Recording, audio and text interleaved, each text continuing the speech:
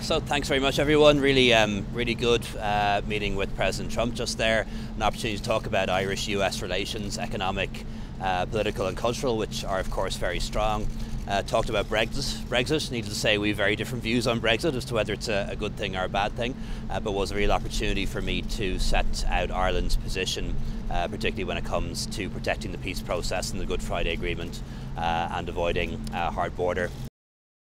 Talked about immigration too. Very strong support from the President around the issue of securing more visas for Irish people to come and work here in the United States, and to help solve the issue of tens of thousands of Irish people who came here a long time ago but are undocumented. Had a chance as well to thank him for his support on Auchinish and helping to ensure that the Russian sanctions didn't result in hundreds of jobs being lost in Ireland's Midwest. And also a good opportunity to talk about a few other matters. So the US-Ireland relationship is very strong, and if anything, goes from strength to strength. The European Union, and Ireland is part of the European Union, as you know, and the US should come together and agree a trade deal. He feels that Europe treats America unfairly, but I believe the opportunity is there to do a trade deal between the EU and the US. Europe has done a great trade deal with Japan, we've done a great trade deal with Canada. If we bang our heads together, we can do a great trade deal with America too, which is the benefit of everyone. Whereas for the United Kingdom, it's going to be much harder. They won't be in a position to make trade deals for many years.